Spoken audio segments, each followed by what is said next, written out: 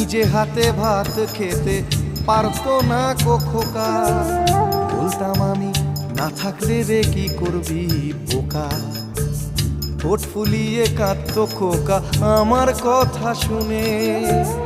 খোকা বোধহয় আর কাঁদে না, নেই বুঝি আর মনে।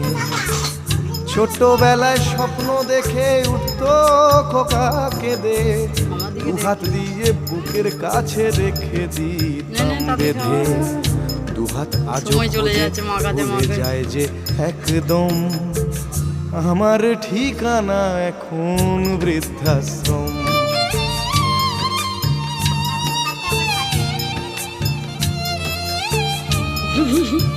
হয়ে গেছে।